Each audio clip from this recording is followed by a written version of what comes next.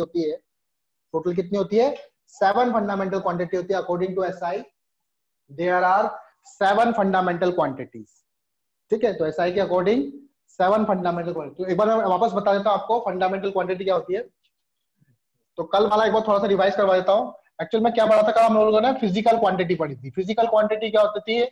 Physical quantity होती है ऐसी क्वांटिटी जिसको आप मेजर कर सकते हो। ठीक है, शॉर्ट में लिखवा रहा हूं तो कल मैं लिखवा चुका हूं। जिसको आप मेजर कर सकते हो और जो फिजिक्स के लॉज को क्या करे? ओबे करे। Obey laws of physics. Obey laws of physics. उन क्वांटिटी को हम लोग बोलते हैं फिजिकल क्वांटिटी। उन क्वांटिटी का बोलते हैं हम लोग फिजिकल क्वांटिटी बोलते हैं। ठीक है, ऐसी क्वांटिटी जिनको हम लोग मेजर कर सकते हैं और जो फिजिक्स के लॉज को ओबे करे, फिजिक्स के लॉज को ओबे करे, उन क्वांटिटी को हम लोग बोलते हैं फिजिकल क्वांटिटी। इसके एग्जांपल क्या है? जैसे फोर्स हो गया आपका, फोर्स हो गया। फिजिक्स में जितने भी टर्म्स पढ़ेंगे हम लोग, फोर्स, मास, एक्सीलरेशन, वर्क, पावर, एनर्जी, ये सब क्या है? फिजिकल क्वांटिटी है। जितने भी फिजिक्स में टर्म्स पढ़ेंगे वो सब फिजिकल क्वांटिटी होगी। और फिजिकल क्वांटिटी को क्या करा? फर्दर हमने डिवाइड करा on the basis of their origin. On the basis of origin की बेसिस पर हम लोगों ने फिजिकल क्वांटिटी को फिर डिवाइड किया। तो फिजिकल क्वांटिटी के 2 पार्ट करे हमने। एक पार्ट को बोला फंडामेंटल क्वांटिटी। क्या बोला? Fundamental quantity. तो फंडामेंटल क्वांटिटी क्या होती है? जैसे नाम से पता चल रहा, फंडामेंटल मतलब जो बेस हो। तो फंडामेंटल ऐसी क्वांटिटी जो सभी क्वांटिटी का क्या हो? बेस हो। तो आप इसको शॉर्ट में लिख सकते हो बेस क्वांटिटी। बेस क्वांटिटी मतलब ये सभी क्वांटिटी का क्या है? बेस है। इनके बिना दूसरी क्वांटिटी के बारे में सोचना भी गुनाह है। ठीक है, दूसरी जो क्वांटिटी होगी वो इन क्वांटिटी की मदद से नहीं आएगी।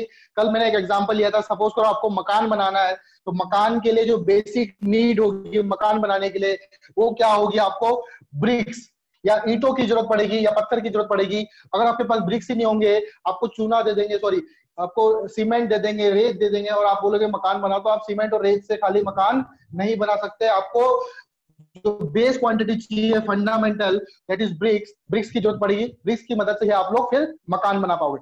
फिर उस ब्रिक की मदद से आप वॉल बनाओ, सीलिंग बनाओ, फ्लोर बनाओ, विंडो बनाओ या डोर बनाओ, वो आपकी मर्जी है। बात समझ में आई? तो फंडामेंटल क्या होता है? बेस क्वांटिटी होती है। इनके बिना दूसरी क्वांटिटी पॉसिबल नहीं है। तो कौन कौन सी बेस क्वांटिटी होती है? इसके एग्जाम्पल थे, कल मैंने इसके एग्जाम्पल लिखवाए थे। मास, लेंथ, टाइम। पहले क्या? पहले चलती थी मैकेनिक्स। तो मैकेनिक्स के अकॉर्डिंग केवल 3 ही क्वांटिटी को हम लोग फंडामेंटल मानते थे, मास, लेंथ और टाइम। लेकिन अब जो जनरेशन आ गई इसमें आपके फिजिक्स के बहुत सारी ब्रांचेस बन गई। ऑप्टिक्स अलग हो गया, करंट वाला पार्ट अलग हो गया, ठीक है, थर्मोडायनामिक्स अलग हो गया। तो अब जो है बेस फंडामेंटल क्वांटिटी, अब 7 फंडामेंटल क्वांटिटी आती है अकॉर्डिंग टू एसआई। अब 7 फंडामेंटल क्वांटिटी है। तो हम लोग मास, लेंथ, टाइम, और चाहो तो एग्जांपल लिख लो, करंट। मैं सारे एग्जांपल लिखवाऊंगा आप लोगों को, करंट एटसेट्रा। तो ये हो गए फंडामेंटल क्वांटिटी। ठीक है, मास, लेंथ, टाइम। आप खाली याद रखो मास, लेंथ, टाइम, करंट, ये सब क्या होती है? फंडामेंटल क्वांटिटी होती है। इन्हीं क्वांटिटी से फिर फर्दर दूसरी क्वांटिटी बनी आपकी। इन्हीं क्वांटिटी से मास, लेंथ और टाइम की मदद से ही फिर फर्दर दूसरी क्वांटिटी बनी। तो उन दूसरी क्वांटिटी को क्या बोला गया? उन दूसरी क्वांटिटी को बोला गया डिराइव्ड क्वांटिटी। क्या बोला गया? Derived quantity. तो डिराइव्ड क्वांटिटी क्या होती है? ऐसी क्वांटिटी जिनको हम लोग फंडामेंटल क्वांटिटी में ब्रेक कर सकते हैं, ऐसी क्वांटिटी को हम लोग बोलते हैं derived quantity. Quantity which can be divide into, quantity which can be divide into, which can be break लिख दो या डिवाइड कर दो, which can be divide into fundamental quantity। Fundamental quantity, ऐसी क्वांटिटी जिनको हम लोग फंडामेंटल क्वांटिटीज में तोड़ सकते हैं, उन क्वांटिटीज को हम लोग बोलते हैं डिराइव्ड क्वांटिटी। ठीक है, आप बोलोगे इसके एग्जांपल बताओ। इसके एग्जांपल देखो, डिराइव्ड क्वांटिटी के एग्जांपल, तो मास, लेंथ, टाइम, करंट वगैरह इन सबको छोड़ दो, तो जो क्वांटिटी आएगी that are derived quantity. Derived quantity suppose करो एग्जांपल स्पीड। अब स्पीड कैसे डिराइव्ड क्वांटिटी? देखो स्पीड का फॉर्मूला बताओ। तो स्पीड का फॉर्मूला आप लोगों ने पढ़ा हो शायद कहीं, डिस्टेंस अपॉन क्या होता है? टाइम होता है। डिस्टेंस अपॉन टाइम होता है।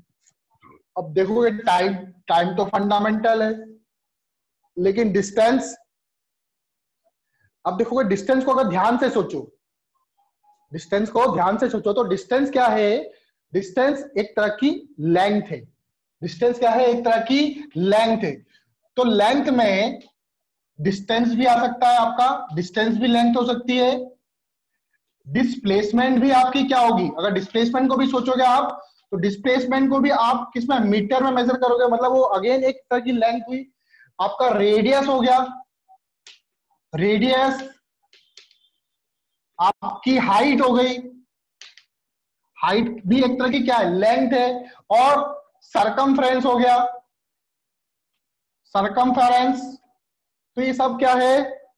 ये सब आपकी क्या है? फंडामेंटल, सॉरी, ये सब पार्ट किसके हैं? लेंथ के ही पार्ट है।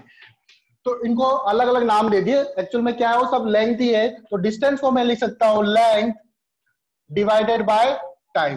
क्या ये दोनों फंडामेंटल क्वांटिटी है? हाँ, लेंथ फंडामेंटल है, टाइम फंडामेंटल है। तो फंडामेंटल स्पीड को मैंने किस में ब्रेक कर दिया? फंडामेंटल क्वांटिटी में। अगर मैं लेंथ को डिवाइड कर दूंगा टाइम से, तो जो क्वांटिटी बनेगी उस क्वांटिटी को मैं बोलूंगा स्पीड। तो स्पीड क्या है? आपकी डिराइव्ड क्वांटिटी है। ठीक है, स्पीड के अलावा और एग्जांपल ले लो आप चाहो तो।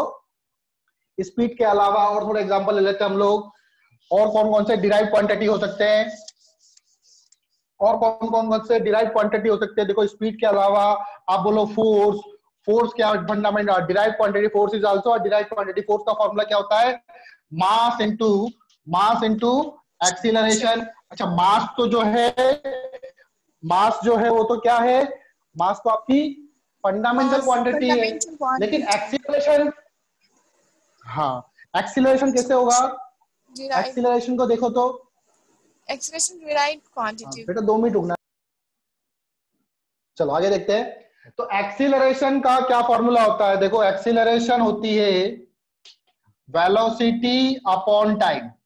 Change in velocity upon time होता है। मैं खाली वेलोसिटी अपॉन टाइम लिख रहा हूं। क्या होता है? वेलोसिटी अपॉन टाइम होता है। वेलोसिटी क्या होता है? वेलोसिटी होती है डिस्प्लेसमेंट अपॉन टाइम। तो displacement upon time divided by time. ठीक है, इसको सॉल्व करो फर्दर। टाइम अपॉन टाइम, तो टाइम का क्या हो जाएगा? टाइम से टाइम मल्टीप्लाई हो जाएगा, तो क्या हो जाएगा? टाइम का स्क्वायर हो जाएगा। डिस्प्लेसमेंट अपॉन टाइम का स्क्वायर हो जाएगा। अब मैंने आपको बताया था कि जो लेंथ है, डिस्प्लेसमेंट भी क्या है? एक तरह की लेंथ ही है। तो मैं क्या लिख सकता हूं उसको? लेंथ डिवाइडेड बाय टाइम का square. Length divided by time का स्क्वायर लिख सकता हूं मैं इसको। तो एक्सीलरेशन की जगह, मास की जगह मैं मास लिखूंगा, इनटू एक्सीलरेशन की जगह मैं लिखूंगा length, length divided by time का स्क्वायर। तो देखो यहाँ पे mass fundamental, length fundamental, time fundamental. तो मैंने फोर्स को फंडामेंटल क्वांटिटी में ब्रेक कर दिया है। आई बात समझ में? किस किस को नहीं आई वो मेरे को मेजरमेंट के लिए करते हैं। ठीक है, यूनिट्स, यूनिट्स क्या होते हैं? These are some standard which are used to measure the quantity. Standard used to measure the quantity. Standard used to measure the quantity. ठीक है, कुछ स्टैंडर्ड्स बना दिया गया कि मास को हम लोग केजी में मेजर करेंगे, लेंथ को हम लोग मीटर में मेजर करेंगे, टाइम को हम लोग सेकंड में मेजर करेंगे। तो ये कुछ स्टैंडर्ड बना दिए गए हैं कि आपको हमेशा टाइम को सेकंड में मेजर करना है, लेंथ को मीटर, सेंटीमीटर, किलोमीटर में मेजर करना है।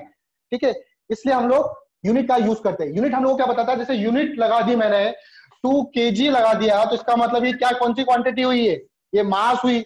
अगर मैंने 2 मीटर लगा दिया, तो इसका मतलब ये कौन सी क्वांटिटी हुई? मैं इसकी यूनिट देख के पता कर लूंगा कि ये क्वांटिटी आपकी लेंथ है और ये क्वांटिटी क्या है? मास है। तो यूनिट लगाने से हम लोगों को पता चल जाता है कि वो क्वांटिटी किस तरह की है। वो लेंथ है, मास है, कि टाइम है, या टेम्परेचर है। उस क्वांटिटी के बारे में हम लोग को आइडिया लग जाता है। ठीक है, तो ये सब स्टैंडर्ड है, सभी लोगों ने बनाया है ये। ठीक, अब अकॉर्डिंग टू अब क्या क्या यूनिट हम लोगों को यूज करनी चाहिए, मास के लिए क्या यूज करनी चाहिए, लेंथ के लिए क्या यूज करनी चाहिए और टाइम के लिए क्या यूज करनी चाहिए। तो देखो उसके लिए क्या होते हैं सिस्टम, ऐसा सिस्टम जो पूरे वर्ल्ड के जितने भी लोग हैं उसको माने, तो ऐसा एक सिस्टम बनाया गया। तो पहले जो सिस्टम चला करता था वो था आपका सीजीएस सिस्टम। पहला जो सिस्टम चलता था वो था आपका सीजीएस सिस्टम। सीजीएस के बाद आया एफपीएस, FPS system. एफपीएस के बाद एमकेएस MKS. और एमकेएस के बाद आया SI SI. System. CGS, FPS, MKS, ठीक है। तो ये सारे क्या है, सिस्टम है। तो सीजीएस सिस्टम के अकॉर्डिंग लेंथ को किसमें मेजर करते थे बताता हूं, लेंथ, मास और टाइम। क्योंकि मैंने पहले बताया भी आपको कि पहले हम लोग केवल 3 क्वांटिटी को ही फंडामेंटल क्वांटिटी मानते थे, लेंथ, मास और टाइम। पहले जो है केवल 3 क्वांटिटी को हम लोग फंडामेंटल मानते थे, लेंथ, मास और टाइम। तो अकॉर्डिंग टू सीजीएस सिस्टम में इसकी लेंथ की जो यूनिट थी वो थी क्या, सेंटीमीटर। सीजीएस में C4 सेंटीमीटर, C4 सेंटीमीटर। मास को सीजीएस सिस्टम में G4 ग्राम में मेजर करते हैं और टाइम को मेजर करते हैं S4 सेकंड में। तो पहले ये सिस्टम चलता था कि आपको जो भी मेजरमेंट करना है वो सेंटीमीटर में करना है, जो भी मास को मेजर करोगे ग्राम में करना है और टाइम को आपको मेजर करना है सेकंड में, सीजीएस सिस्टम के अकॉर्डिंग। ये सिस्टम अब खत्म हो चुका है लेकिन अभी भी इसका कहीं ना कहीं यूज होता है। फिर आता है इसके बाद FPS system, FPS F4 foot. तो लेंथ को मेजर करते थे हम लोग फुट में, आप लोग अभी भी कभी कभार इस्तेमाल करते होंगे फुट का। मैं आपसे पूछूं हाइट कितनी है तो कोई नहीं बोलेगा कि मेरी हाइट 175 सेंटीमीटर है कि 160 सेंटीमीटर है। सब लोग बोलेंगे मेरी हाइट 5 फुट 10 इंच या 5 फुट 6 इंचेस है, ठीक है। हर कोई जो अपनी हाइट बताएगा फुट में बताएगा, सेंटीमीटर में नहीं बताएगा, क्योंकि अभी भी कहीं ना कहीं एफपीएस का यूज हो रहा है। इसका मतलब P4 मास के लिए हम लोग इस्तेमाल करते हैं इसमें क्या, पाउंड। मास के लिए इस्तेमाल करते हैं क्या, पाउंड। फिर टाइम को हम लोग इसमें मेजर करते हैं किसमें, सेकंड में, S4 सेकंड। फिर उसके बाद जो सिस्टम आया that is MKS system. MKS system में लेंथ के लिए M4 क्या होगा, मीटर। M4 क्या होगा, मीटर होगा। फिर मास के लिए K4 केजी, किलोग्राम में मेजर करेंगे और टाइम को हम लोग किसमें मेजर करेंगे, S4 सेकंड। अब जो हमारा सिस्टम चल रहा है अभी प्रेजेंट टाइम में वो चल रहा है एसआई सिस्टम। क्या चल रहा है वो, एसआई सिस्टम। तो एसआई सिस्टम के अकॉर्डिंग लेंथ को अगेन इसमें किसमें मेजर करते हैं, मीटर में। मास को मेजर करते हैं केजी में और टाइम को किसमें मेजर करते हैं, सेकंड में। टाइम को तो सभी में सेकंड में ही मेजर करते हैं, ठीक है। तो ये सिस्टम थे।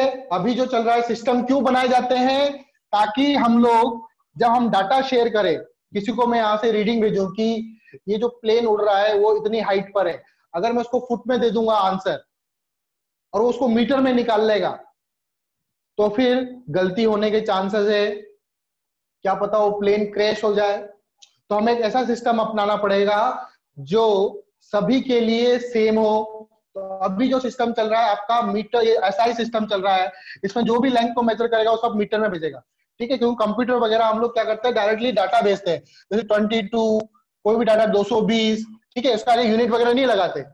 ये आप वहां पर लिखा हुआ लेंथ कितनी है तो 220, तो हम ऑटोमेटिक समझ जाएंगे 220 का मतलब क्या है, 220 मीटर है, ठीक है। तो सिस्टम ऑफ यूनिट्स का बहुत बड़ा रोल है। बात समझ में आई, इसको रब कर रहा हूं मैं। इसका इतना बड़ा रोल है कि एक बार 1999 में क्या हुआ, जो नासा है, नासा का नाम सुना ही होगा आप लोगों ने। नासा ने क्या करा, एक रॉकेट वगैरह लॉन्च किया मार्स की तरफ, ठीक है। और नासा वाला जैसा अकेला खुद काम नहीं करता, वो क्या दूसरी कंपनीज वगैरह होती है जो, और दूसरी जो एरोस्पेस कंपनी थी एक, तो उससे कोई डाटा वगैरह उन्होंने लिया कि वो रॉकेट वगैरह, रॉकेट की तो जो उसकी हाइट वगैरह है, फिर कुछ भी जो भी मेजरमेंट है वो किस में, तो एरोस्पेस जो कंपनी थी, ठीक है, उस कंपनी का नाम नहीं पता, एरोस्पेस मतलब जो स्पेस के लिए काम करे ऐसी कंपनी, उस वाले ने नासा को जो डाटा भेजा, एरोस्पेस ने उसको भेजा डाटा फुट में, और इन्होंने समझा उसको मीटर में, मतलब इन्होंने एफपीएस सिस्टम के अकॉर्डिंग भेजा, और नासा वालों ने इसको समझा किसमें, एसआई सिस्टम में। तो इतनी बड़ी गड़बड़ हो गई कि नासा वालों का 1000 करोड़ रुपए का नुकसान हो गया, 135 billion dollar, million 135 million dollar का नुकसान हो गया, सिर्फ एक गलती से सिस्टम ऑफ यूनिट का गलत इस्तेमाल करने के कारण। तो सिस्टम ऑफ यूनिट हम लोग ऐसे चूज करते हैं ताकि सारी दुनिया उसी को ही माने, ठीक है, बात समझ में आई क्यों जरूरी है हमको सिस्टम ऑफ यूनिट। चलो अब आता है, तो सिस्टम ऑफ यूनिट हम लोगों को समझ में आ गया कौन कौन से सिस्टम है, और अभी प्रेजेंटली कौन सा सिस्टम चल रहा है, प्रेजेंटली चल रहा है एसआई सिस्टम। एसआई की फुल फॉर्म क्या होती है, system of international unit, system of international,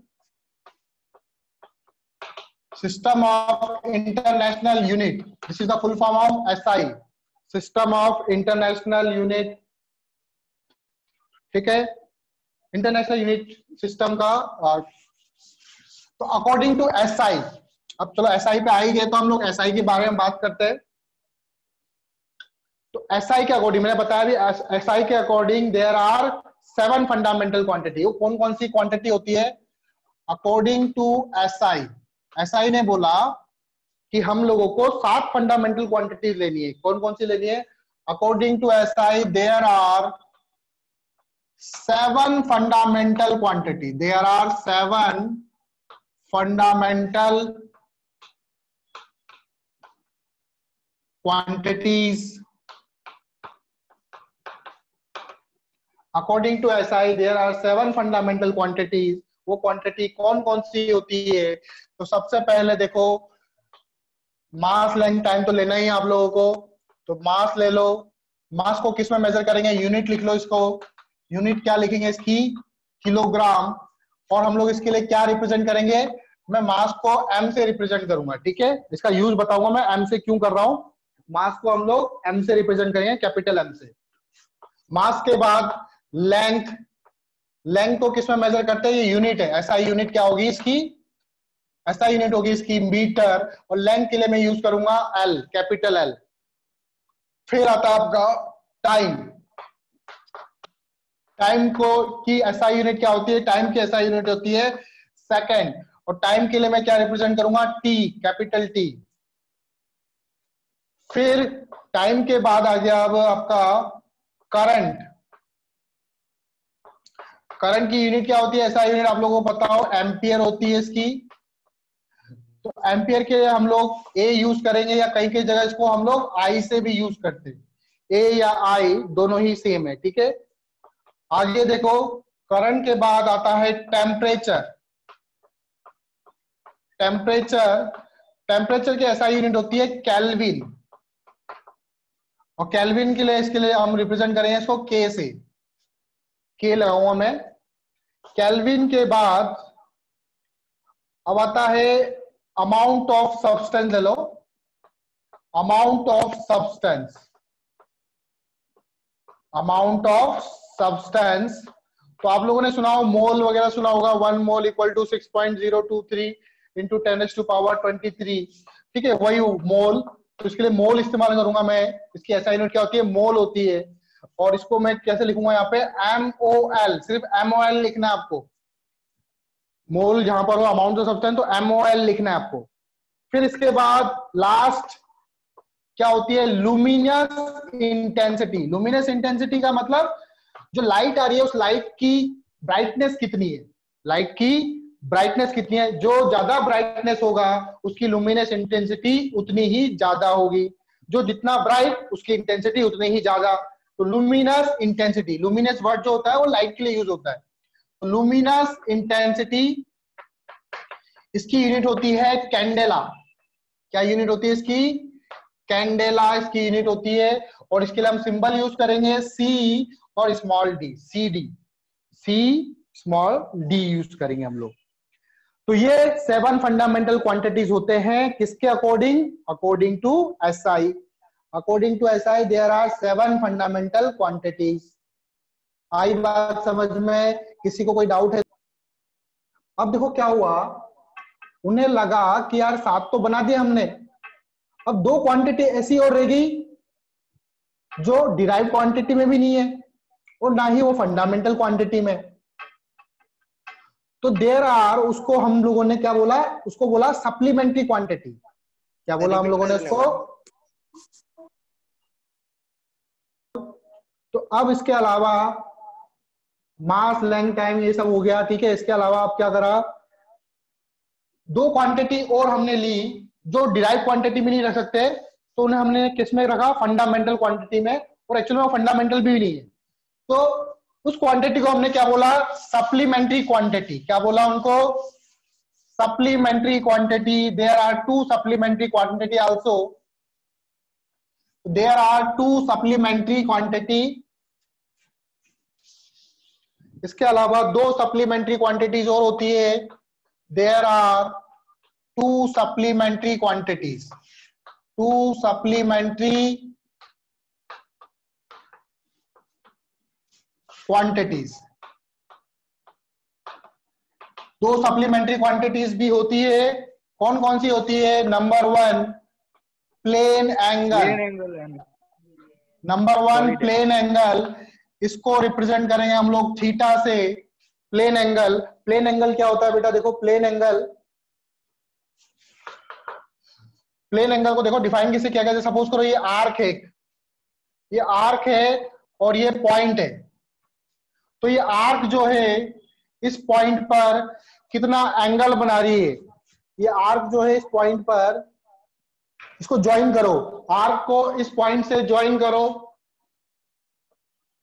इस सपोज करो ये जो आर्क है, इस पॉइंट को नाम दे दिया ए, इस पॉइंट को नाम दे दिया बी। एल इसकी लेंथ है, ऐसे करके लेंथ, ये वाली लेंथ। तो यहां से लेके यहां तक की डिस्टेंस क्या कहलाएगी? रेडियस कहलाएगी, क्योंकि ये कंप्लीट एक सर्कल बन रहा है इस तरह से, सर्कल का ही तो पार्ट है ये। तो ये क्या कहलाएगी? रेडियस। ये भी रेडियस। तो यहाँ पे जो एंगल बनेगा इसको हम लोग बोलेंगे प्लेन एंगल। एक्चुअली में प्लेन जो एंगल जो होता है वो 2 डायमेंशनल होता है। इसमें लेंथ होती है और ब्रेड्थ होती है, हाइट नहीं होगी। ये जेड की तरफ नहीं होगा, इसमें सिर्फ लेंथ और ब्रेड्थ होगी। उसका जो प्लेन एंगल होगा इसको क्या बोलेंगे हम लोग? Plane angle. तो प्लेन एंगल को कैसे डिफाइन किया गया? Arc length, arc length divided by radius. Arc length divided by radius, this is the formula for plane angle. ये प्लेन एंगल का फॉर्मूला है। देखो यहाँ पे आर्क लेंथ कितनी है? ये जो आर्क बना इस आर्क की लेंथ है एल और रेडियस कितनी है? Radius R. ठीक है, तो थीटा इक्वल टू हो जाएगा एल बाय आर। इसकी यूनिट क्या होती है? डिग्री नहीं होती है, डिग्री मत लिख देना। इसकी यूनिट होती है रेडियन। ऐसा यूनिट इसकी क्या होती है? रेडियन होती है एंगल की। प्लेन एंगल की ऐसा यूनिट रेडियन होती है। और कभी कभी हम लोग इसको RAD से भी लिखते हैं। ठीक है, this is the unit of plane angle, radian या RAD। बात समझ में आई? कभी देखा आपने रेडियन सुना है?